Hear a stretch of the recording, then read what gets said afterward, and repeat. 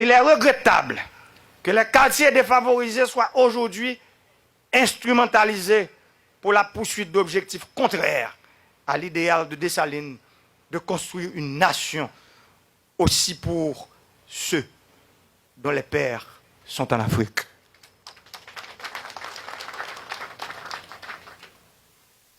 Comment ne pas nous le rappeler en ce 1er janvier, date à jamais sacrée dans l'histoire des libertés?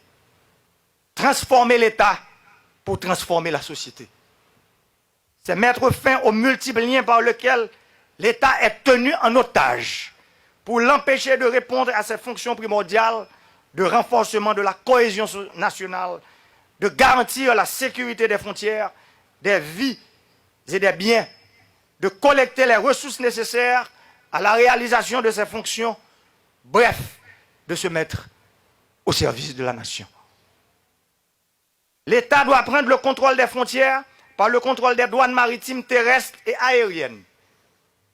L'État renforcera la cohésion nationale et sociale par la sécurité des voies routières qui permettront aux personnes et aux biens de circuler librement, par le renforcement de nos institutions scolaires, par des programmes d'action civique pour des jeunes de toutes les couches sociales.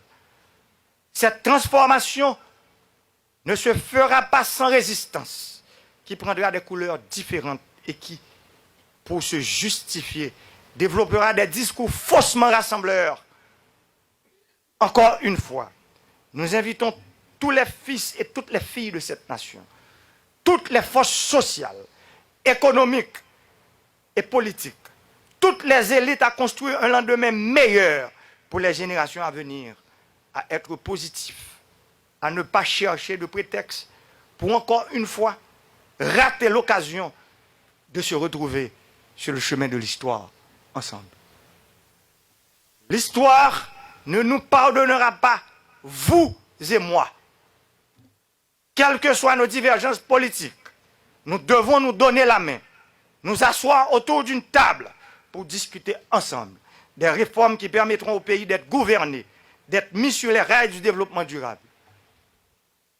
Mes chers compatriotes, en ce début d'année, de nombreux défis interpellent notre nation. Nous devons les relever tous ensemble, dans la fraternité, dans le respect des lois de notre pays, de nos institutions, dans l'esprit de concorde nationale. Haïti est pour nous un précieux héritage. Chérissons-le, aimons-le, sauvons-le.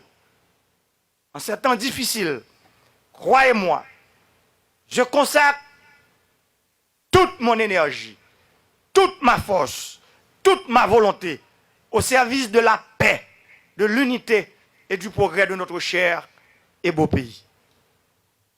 Chers amis et partenaires de l'international, le peuple haïtien vous sera infiniment reconnaissant de l'avoir accompagné tout au long de l'année 2019 qui a été somme toute épuisante pour nous tous.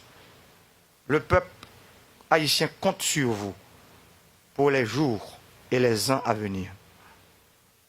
Bonne et heureuse année 2020 à vous tous et à vous toutes. Vive la République, vive Haïti, je vous remercie.